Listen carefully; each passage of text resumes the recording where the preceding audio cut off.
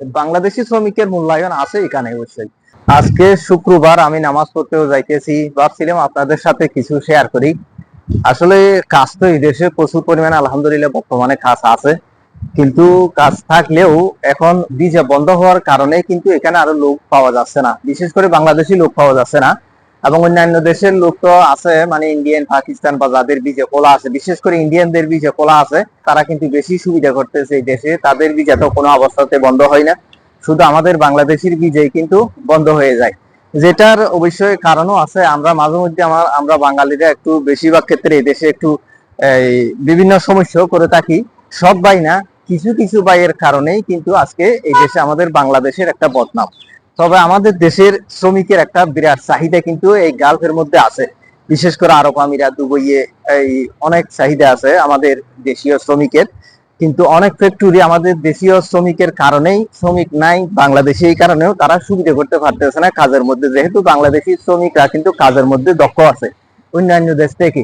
তারা অত কিছু চিন্তা করে না, কাজ কিন্তু করতে চায়। কিন্তু অন্যান্য দেশের শ্রমিকরা যেমন যেমন 8 ঘন্টা ডিউটি, বস 8 ঘন্টায় করব, কিন্তু বাংলাদেশি শ্রমিকেরা আরো কিছু একটু বাড়াই ছাড়াই করে আর কি। তো সুতরাং এটা আসলে ভিসা বন্ধর কারণ হচ্ছে, আমি মনে করি আমাদের সরকারের একটা গাফিলতি আছে। এই যদি সরকার যদি মনে করেন এই দেশের সাথে এসে যদি বসতো, তাহলে আমার মনে হয় তাহলে অনেকটা বাংলাদেশি শ্রমিকদের জন্য ভিসার দোয়ার খুলে যেত। যেভাবে ইন্ডিয়ান ইন্ডিয়ান কমিউনিটি এখানে অনেক স্ট্রং, তাদের ভিসা কোনো অবস্থাতেই কিন্তু বন্ধ হয় না। আমরা বাংলাদেশিদের ভিসা বন্ধ হওয়ার কারণ আমরা নিজেরাও আছি, অবশ্যই নিজেরাও কিছু দোষ করি, এবং কিছু কিছু ভাই দোষ করার কারণে সবার বদনামিটা হয়। কিন্তু ইন্ডিয়ান মানুষেরা এই তাদের একটা কমিউনিটি আছে, অবশ্যই তাদের কমিউনিটি গাইডলাইন স্ট্রং হওয়ার কারণেই তারা দোষ করলেও তাদের সরকার কিন্তু এটা দামাচাপা দিয়ে তাদের সাথে বসে এটা একটা মীমাংসা করে নেয় একটা।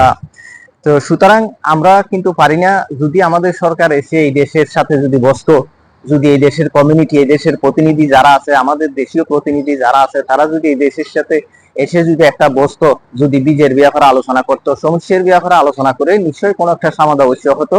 কিন্তু সেই জিনিসটা আমরা তেমন লক্ষ্য করি না। আমাদের দেশীয় প্রতিনিধিরা কেন কেন যে এখানে আসে না, সেটা অবশ্যই বুঝে আসে না আমারও।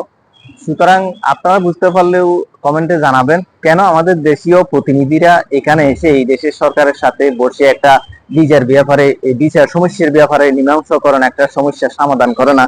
তো আমি সরকারের প্রতি অনুরোধ করব, আপনারা আমাদের দেশীয় প্রতিনিধি যারা আছেন বিচার সংক্রান্ত বিষয়ে, তারা এই দেশে আসেন, বসেন এবং বিচার দেওয়ারটা খুলে দেন। যেহেতু আমাদের বাংলাদেশে বিরাট একটা শ্রমিকের একটা ভান্ডার আছে, যেহেতু ওই শ্রমিক আসলে চাইলে এই গালফের মধ্যে প্রায় অন্তত 10 লক্ষ 20 লক্ষ শ্রমিক গালফের মধ্যে কাজ করো, আলহামদুলিল্লাহ কোনো ব্যাপার না। এই দেশে বাংলাদেশি শ্রমিকের মূল্যায়ন আছে এখানে অবশ্যই।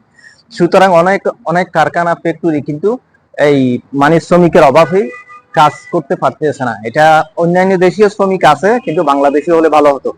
সুতরাং আমি অনুরোধ করব এটা, মানে কি আমাদের দেশীয় সরকারের প্রতি, বা আপনারা আসুন, বসুন এখানে বিচার দেওয়ার খোলার জন্য, সমস্যার সমাধান করুন। আর যারা ভাইয়েরা আছেন, আপনারা আরো কিছু জানতে চাইলে বীজের ব্যাপারে আমাকে কমেন্ট করবেন।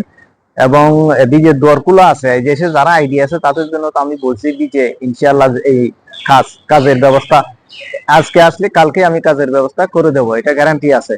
তো যারা কাজে লাগিয়ে আছেন তারা তো ভালো কথা কাজ করেন, যাদের কাজ নাই তারা আমার সাথে যোগাযোগ করেন। আমি তো হোয়াটসঅ্যাপ নম্বর দিই, আমি হোয়াটসঅ্যাপে সুন্দর করে মেসেজ বুঝিয়ে দিই। আপনারা যারা হোয়াটসঅ্যাপ করেন আমার সাথে, আমি কিন্তু এটা বুঝিয়েও দিই আপনাদের।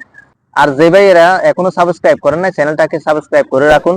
এবং আগামীতে কোনো কাজ সংক্রান্ত বা যদি বিচার সংক্রান্ত কোনো কিছু আপডেট দিয়ে থাকি, তাহলে আপনাদের সামনে তো পৌঁছাবে না সাবস্ক্রাইব না করলে। তাহলে সাবস্ক্রাইব করে রাখুন, আর সবাই দোয়া করবেন।